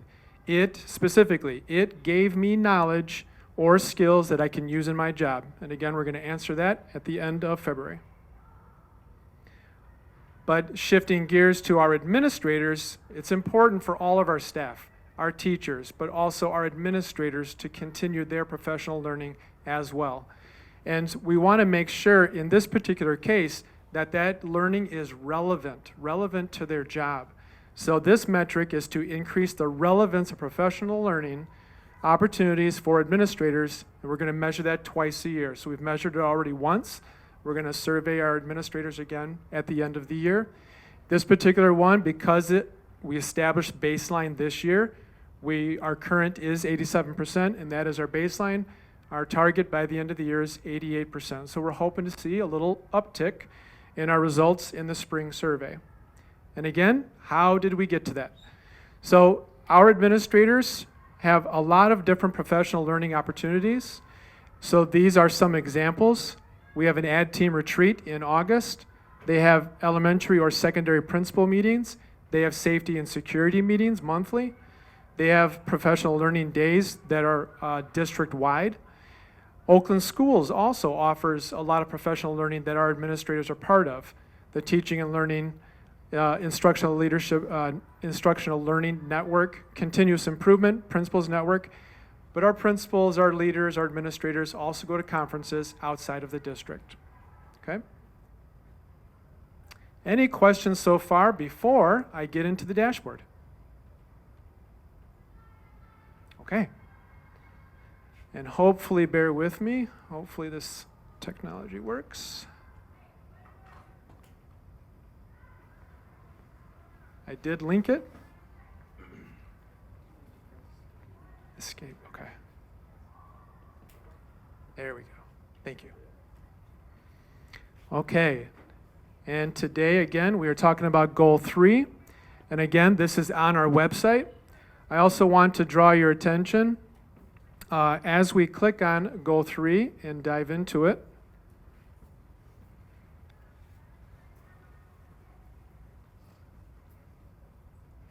Okay. As we dive into it, you're going to see your metrics here, but I want to draw your attention again to these key resources because this way, when you're actually in the data dashboard, you don't have to toggle back to the website and back to the data dashboard. These resources are right there for you, key resources, so you can take a look at the strategic plan And then right underneath that is that timeline, if you want to look at the timeline. There's other resources underneath that as well. But specifically, let's go ahead and take a look at these metrics that we just talked about today. 3 of those metrics. So this is looking at the EAP, and as you can see here, our baseline, here is our data at 9%. And I also want to draw your attention to this little I. It's the letter I right next to that abbreviation. And if you wanted to see the full verbiage of that explanation, that's where you would find that. And let's go ahead and take a look at another one, staff reporting satisfaction with wellness. Again, this is from our Pulse survey. So you can see here our baseline data. As you scroll over, you're going to see our current data and then our target. And again, if you click on that I there, it's going to expand that. Okay? And then our third is the administrator professional learning at 87%. Again, current, baseline, and then target data. And that, I believe, concludes our presentation. Let me see.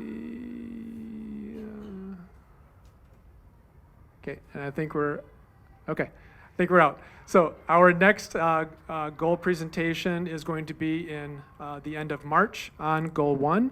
So I want to thank Ryan for again, presenting to you tonight on Goal 3 and the HR staffing update. Do you have any questions? Yeah, I have a question. If we could go back to slide 14. But while you do that, if I can just make a comment as well, that as not only a member of the board, but as a father of 2 children in this district, I want to thank you guys for your great job of retaining the best possible staff for these kids and for my kids included. So kudos to you guys, because I know just how competitive that world is and how hard it is to retain really good staff. So from the bottom of my heart, thank you. When it comes to the question that I had on that particular slide, it may not make much sense, but it makes sense in my head. For questions 1 and 6, which appear to be the district prioritizes my health and well-being, and they're aware of the EAP program, see I guess somewhat of a disparity between the agree and strongly agree for those questions from 24 to 25. Now my question, I guess, is, do you guys, I know it's anonymous, but do you guys reach out for any sort of like a follow-up to figure out like why they answered the way that they did, or what improvements we can, make from a district standpoint to maybe help them get to that strongly agree? Yes, so that's a great question. Thank you for lifting that up. Within the Pulse survey, we've really developed it over the last number of years, and we've added fields to gather what is your tenure with the district, first of all. So are you in your first 2 years, 2 to 4, so on and so forth, so we can really see, have you been here over 10 years? And I think that's important to answer your question on the EAP. And as you saw in the presentation, 103 new staff, 10% turnover, so those numbers jive together.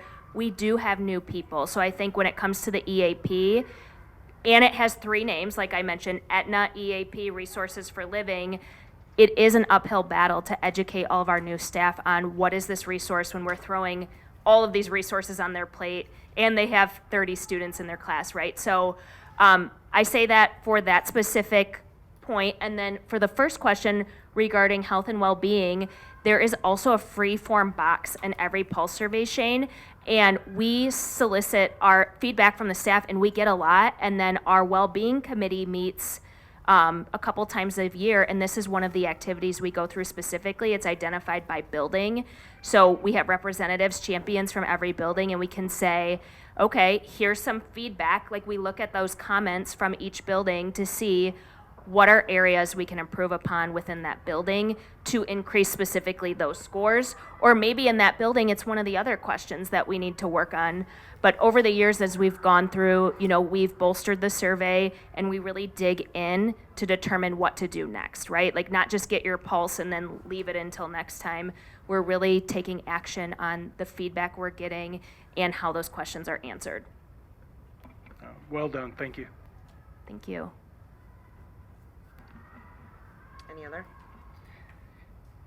Thank you both. Ryan, I so appreciate that you took the feedback from the board and incorporated that this year. It, to me at least, provides such a different picture and it is easier to understand, and I think that you are correct in adding those stats from Michigan, because it really does give a more robust and comprehensive picture of what the turnover rate looks like rather than lumped into just one statistic. So thank you again for including that.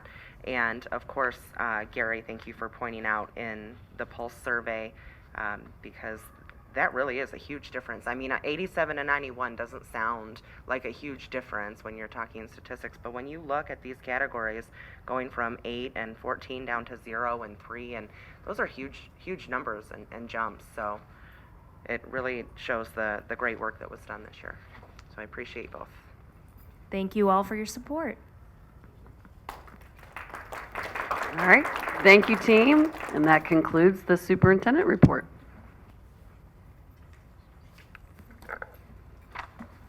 All right, moving back to Board of Education matters, we had one committee meet, and that was the Finance Committee. And I understand you will be giving that update since Mike is out. Thank you. Okay, this was a pretty full agenda on this committee meeting, so I'll try and get through it quickly. Yes. So, any questions? Go to John, not me. But many thanks to John and Courtney for this. Was a huge committee meeting, and it was so well organized. We got through everything. But yeah, any questions? Go to that guy. So. We did go over the 27L funding, which is a one-time state aid funding that was specifically targeted to be additional compensation for district employees. We're going to get more information about this coming up at the February 10 board meeting. But the main takeaway is that if it's not distributed to employees, it has to be returned to the state. So we want to make sure we get these extra funds to the employees ASAP, so that we'll have more details coming out for the February 10 meeting. And the district leadership is finalizing negotiations with the union groups for distributing those funds for the plan for that. Next item was the Amendment 1 review. We'll be seeing that at the February 10 meeting as well. That was to discuss the amended budget projections for the general fund, including the community services, food services, and capital projects, and budgeted the operating surplus of $113,000. The fund balance for that Amendment 1 is $17.3 million, and then highlighted some of those driving factors for the changes that we see from the original budget. And obviously, things that came into play were the very late budget cycle that we ended up with this year from the state, as well as the federal budget not being finalized till very, very late. And how that affected our budget for the district. The third point, I'm going to try and just roll through this. So, this was board. We'll be looking for board authorization to use a portion of the fund balance. This is in response to our public feedback for the district needs. We have more information coming up on that, so I won't dive into that too much unless there's any questions. Yeah, I do want to highlight Steve's comparison schedule is brilliant, so you will all enjoy that. Regarding the fund balance of our neighboring districts, that was the whole countywide. Very interesting, and very data heavy, so buckle up. But next, we have, yes, the Monday memo. Thank you for lifting that up.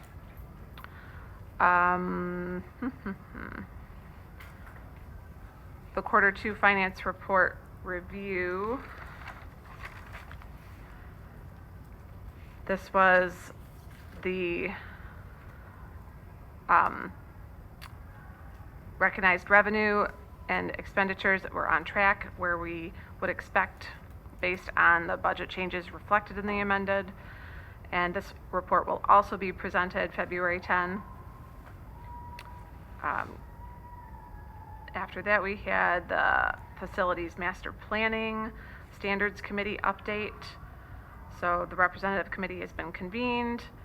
Initial meeting was a large group that has been meeting as smaller subcommittees to drill down in focus areas around the district, and the draft standards to be reviewed with the finance subcommittee.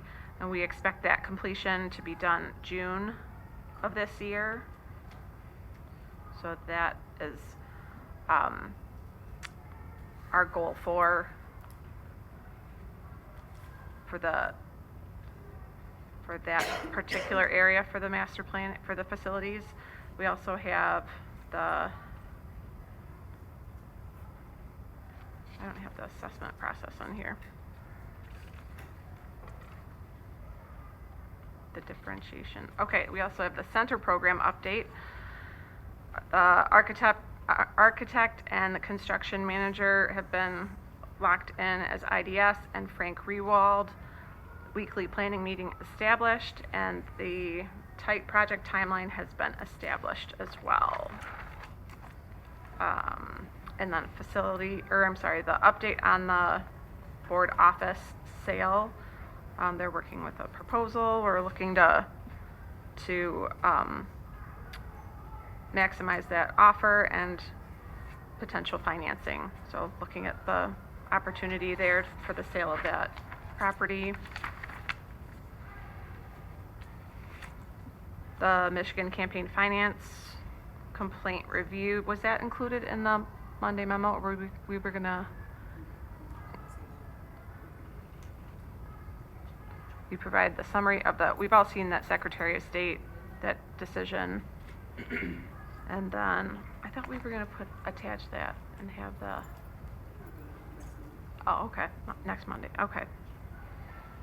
Just reviewing in terms of the millage, the election process, that was that complaint regarding the millage process and how long that complaint review was. A 3-month-long process from what I understand, and just lifting up the decision from that is that it exonerated everything that was complained about in that complaint, and really just hit home the neutral district communication that we were able to offer throughout that process, and that engagement from not only the superintendent but board members is encouraged, and our personal opinion is encouraged and allowed, but district resources obviously would be neutral to be sharing information regarding any millage campaign efforts. Other than that, sorry, this was a lot. John will be updating us on the, how do you say that, the CREC update. Facilities condition assessment understanding. Yes, that's what I was looking for. Thank you. So we're not looking to pay a third party in order to do our assessment process. Looking at the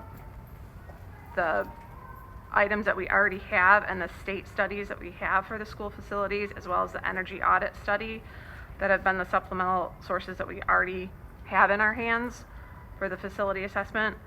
We also have historical insurance facility data and the historical documents that have been discovered and reviewed, especially throughout the election or the millage proposal process. So all of that is being, how do you say, compiled for that facility assessment process. And that also has the in-house data from our FMX program that our employees are already using to log and track and document their knowledge of our existing facility issues.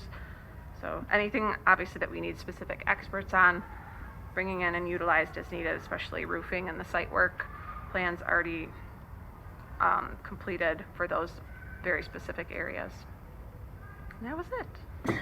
Any questions? It was a very brief Only meeting. that? No, it was great. So much I know, information. I heard that was a hefty one, that you had a lot on that agenda, so thank you for the recap. Were there any questions for Finance Committee? I just want to confirm, I know that in John's update this week, it sounds like we're still on a tight timeline with the ASD Center, but we're still on track, correct?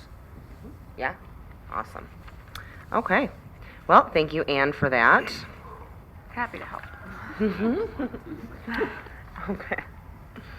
We have our first reading for field trips. Those were in your board packets. If you have any questions on those are recurring. Item 7, we have our Sex Ed Advisory Board update with Anita.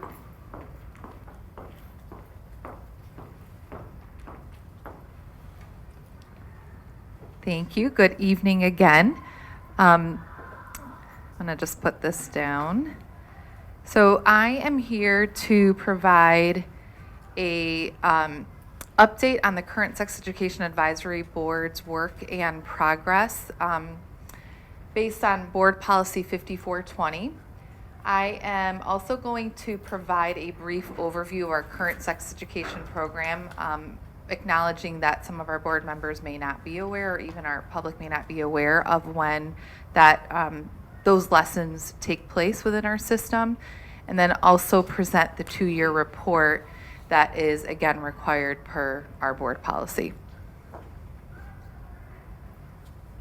So just a quick overview about our current sex education program. So from a legal standpoint, a district has an option to either provide sex education or not. And when the district decides to provide it, a sex education advisory board is required by law for that work. So currently, sex education is currently taught at 5th grade, at 7th grade, and in 9th through 12th grade. Most of our kids take those, the class in 9th grade, but we do have kids who have different electives or different pathways that may take it in other grades as their schedule allows. Parents and guardians have the right to view curriculum ahead of lessons. In fact, when the letter goes out to families, it often has a link right to the materials, and those were linked in the 2-year report for you. I do acknowledge that there was an error in one of the links, and I corrected it, so they should be all accessible now. And then parents and guardians have the right to opt their child out of some or all of the instruction.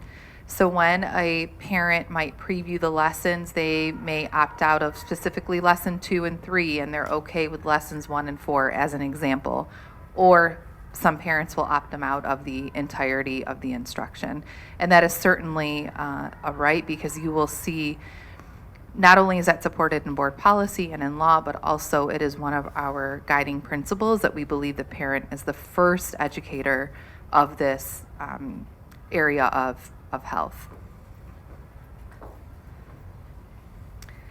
So under our board policy 5420, the Sex Education Advisory Board's purpose is to establish the sex education program goals and objectives, and for student knowledge and skills that are likely to reduce rates of sex, pregnancy, and sexually transmitted diseases.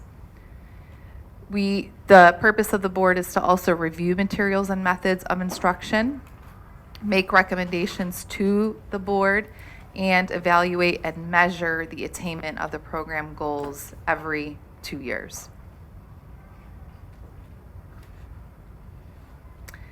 So currently, the Sex Education Advisory Board is made up of 22 members who apply to be part of the board, community members.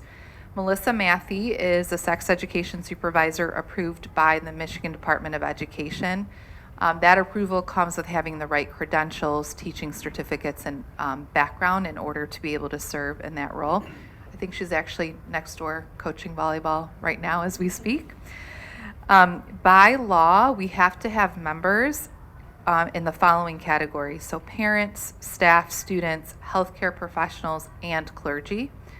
And staff cannot make up more than 50% of the group. So the majority have to be members of the community that are not associated as an employee with the district. So far, our group has had 4 meetings. We actually have had 5 scheduled that could have been held, but we had a snow day for one of them, and we ended up canceling that. The current Sex Education Advisory Board has reviewed the current goals, objectives, concepts, and skills taught. And the current advisory board has also created and sent out a survey to the community to gain their feedback on health education and specifically sex education. The results were linked in the slide for you as well. So while we've only had 4 meetings, they've been mighty because the community survey is a pretty big lift in this area of health. Okay. So in your board packet, you should have a 3-page report that is labeled a 2-year report on achievement of goals and objectives. This is a template right from the state that we modeled our 2-year report after. The purpose of the 2-year report is to communicate approved goals, objectives, curriculum, the philosophy of the program, and program evaluation. So I just want to dive a little bit deeper in I'm going to start with program philosophy. There are multiple bullet points in the 2-year report around program philosophy, but I want to lift up a couple of key important ones. The first one is we believe the parent and family has the greatest influence on positive growth, development, and sexual health education. And schools can partner with parents in providing curriculum resources, information, and support. And the information is anchored in clinical facts and definitions. And so everybody's upbringing is a little bit different, and my mom might be mortified by me saying this, but as an example, I think my parents really relied on me getting this education in my schooling because it may have been an uncomfortable conversation for them to have with me at home, and vice versa. Some homes are very comfortable and want that to only come from the home and maybe slightly supported at school, and we recognize that those experiences are different for everybody, and our job is to support families and kids where they are. As far as under objectives, there are several objectives for the sex education program. So at the end of the K-12 HIV, STI, and sex education program of instruction, students will be able to, and again, there's about 8 or 9 bullets there, but I want to highlight a few. One is to analyze characteristics of healthy and unhealthy relationships. Another includes evaluating positive and negative influences on sexual decisions. And another, and this is required, that if we offer this education as a state, we have to advocate for abstinence as the only 100% effective way to avoid pregnancy, HIV, and STIs. So again, just highlighting a few of the key objectives, but they're all listed there for you. From a curriculum standpoint, you will see that the current Board of Advisory Board has reviewed our current curriculum, and they continue to recommend it in anticipation of new standards being approved by the state in December. But I have linked, Melissa and I actually have linked the materials for 5th grade, for 7th grade, for the 9th and 10th grade, and then for the online course. So some of our kids do elect to take it online, and that was linked for you as well. And then finally, from a program evaluation standpoint,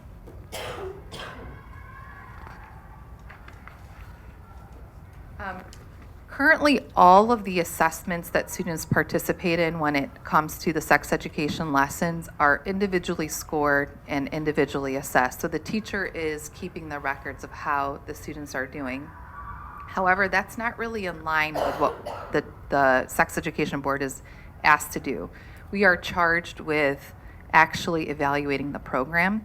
And so that's an area of improvement for us. We need to establish an assessment or a check-in point, likely at the high school level, because this is an evaluation of the entire program, to see, are we meeting the goals and objectives that we set. We know individually students are meeting them because they're being assessed along the way, but we need to be able to evaluate our whole program. So you're going to see in the next steps that's an area that we need to improve and be more in line with the policy and the report.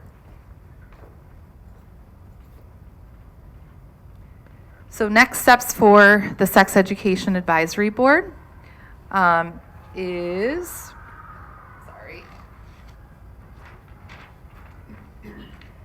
reviewing the new health standards. Those were approved in December of 2025. Specifically, not all of the standards. This group will focus just on the sex education standards. They are comprehensive health standards that get into eating and social emotional well-being and mental health, but the SEAB focuses only on the sex education standards. We want to do a side-by-side comparison between the 2007 and the 2025 standards to see what is really the difference between this set of standards and the second set of standards. At first glance, there's just a couple of areas that are different. We want to make sure that we are comprehensive in our approach. MDE, or the Michigan Department of Education, has advised, and so has Oakland County, advised districts not to start a curriculum rewrite or revision until at least the summer or fall, because they are working on documents to accompany the standards, so to better explain them and define them. And so we will probably follow that lead and hold off so that we have more guidance.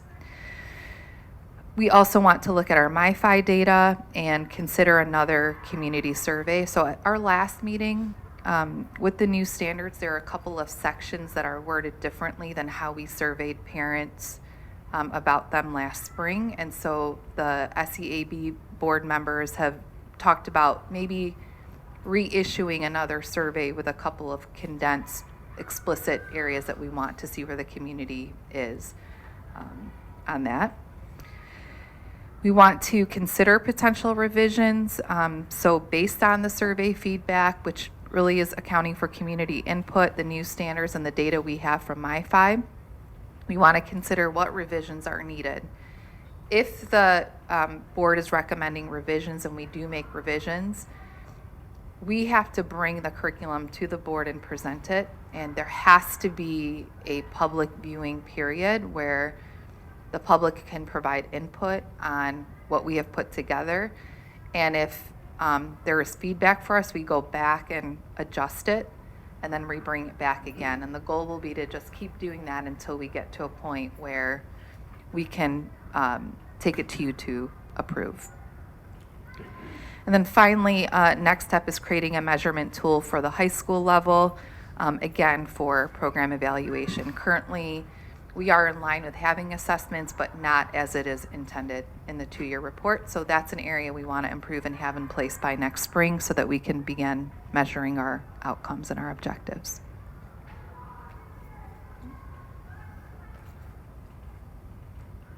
Thank you. What questions might you have? I know I'm between you and like John, who everybody loves, so yeah.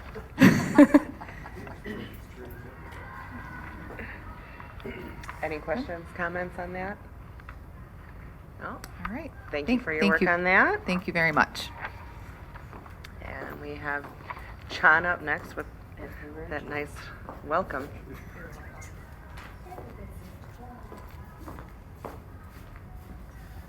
Okay, now I have to get my serious face back on. Good evening tonight. First thing to talk about is the consensus revenue estimating conference that occurred last week. It's kind of the unofficial, official beginning of budget season. That's when the powers that be in Lansing and some economic forecasting goes on, and they all get together and take a look at where things are looking from a funding point of view. So just a quick overview, corporate income tax is down 15%, and this is measured against last May to this January, those last two meetings. Net income tax revenue is rising steadily, which is a good thing. That's about 40% of the general fund of the state and the school aid fund. The pupil count statewide is down 10,000. The state's been losing, or the student count statewide has been declining for literally decades now. The school aid fund itself is forecasted to be about a little over 200 million above where they forecasted it last May. That's the good news. The bad news is the general fund is forecasted about 980 million less than they forecasted. So the conclusion after all the paperwork, and the final conclusion is from a school aid fund and school district point of view, when the general fund gets the sniffles, the school aid fund catches the cold. So there's going to be a lot of budget pressure built up to do something not undissimilar from last year, that somehow they're going to utilize shifting things around, so the school aid fund is going to carry a bigger burden off the general fund to try and meet their funding needs. This is only January. Maybe things will pick up from an economic point of view, and it won't be as starkly laid out such as it has this past January. And the next steps will be the governor and the House and the Senate will put forth their proposals, and that'll slide right into May and start hopefully getting things moved to a conclusion sometime before October this time around. We're supposed to have it done by the end of June.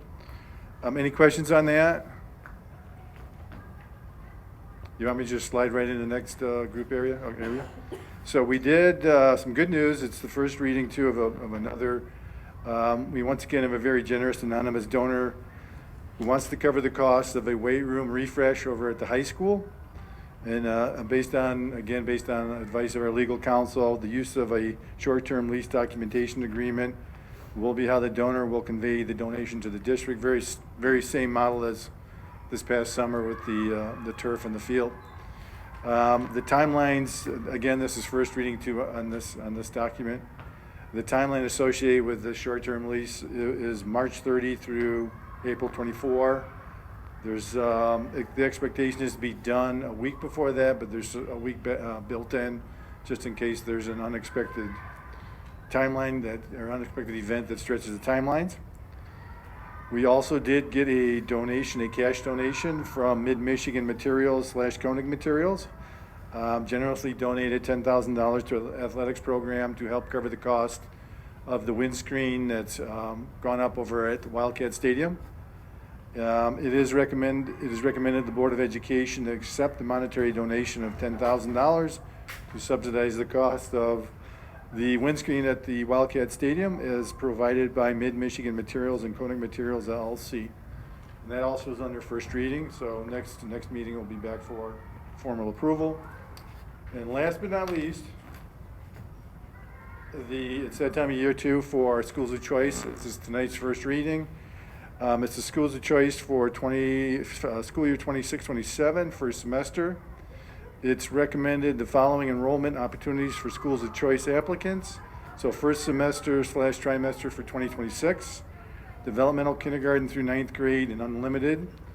And the timeframes on that will be open between March 2nd of 2026 and close on August 7th of 2026. And then from 10th and 11th grades, unlimited to IB, Health Science, Engineering Academy, Dance Conservatory, Early College, with enrollment open from March 2 through August 7th. And then for developmental kindergarten through 12th grade, unlimited for Oxford Virtual Academy. So time frame on that enrollment will be March 2, 2026 through August 13, 2026. And again, this is first reading. Any questions on any of the subjects that I rolled through pretty quick? Questions, comments? No. Thank you for the update. I really do hope that they get their things together before October this year. That created a horrible period of uncertainty for not only our staff, but the community, everyone. That was just awful. And I really hope that they can get it together this year. So, good news, bad news. And then, of course, thank you to our anonymous and open donors. That is very generous and very much appreciated. So, excellent. Thank you, John. Thank you. All right, unscheduled, do we have any tonight? No. All right. Scheduled activities, we have our workshop this Friday. Hope to have full board attendance at that. We have Student Count Day coming up. That's always a fun one. And, of course, midwinter break. Any administrative clarification, Dr. Milligan? Just a couple first. Again, I want to thank Principal Murphy for a great presentation, and especially the students and families who came. That was really special, and these cards are just amazing. So thank you for coordinating that. That was amazing. The other thing is I forgot to remind everybody, so tomorrow is our talent show at the high school. As a former high school principal, that was probably one of my favorite events. It's amazing what our kids can do, and they just come up to the stage and just do it. It's incredible. So if you have time to go tomorrow from 6 to 8 in the PAC, you will not be disappointed. But last year we got snowed out, I think, so fingers crossed that this year it's a go. Thank you. Thank you for that. All right, final board comments. Jane? I want to echo the appreciation for the students hanging out, the effort to make these cards for us. Is absolutely awesome. It'll be going up in my office at home. I also wanted to thank the Oxford Addison Youth Assistance Board and staff for the card and the gift card that they provided to each of us, so thank you for that. Finally, I just want to make sure that I took a moment and humbly spoke to some words that I had stated last meeting. Evidently, my aim was off the mark when it came to some of the comments I made regarding the bullying data. In no way, shape, or form would I ever go out of my way to insinuate or state that I don't believe our staff is doing a great job. I said earlier, I think we have the best staff around. So I apologize that my statement missed the mark and that it hurt people and that it obviously upset folks. So I can do better. I will do better. So thank you. Thank you for that, Shane. Anyone else? All right. Well, it is 9:18 and this meeting is adjourned. Thank you everyone for coming.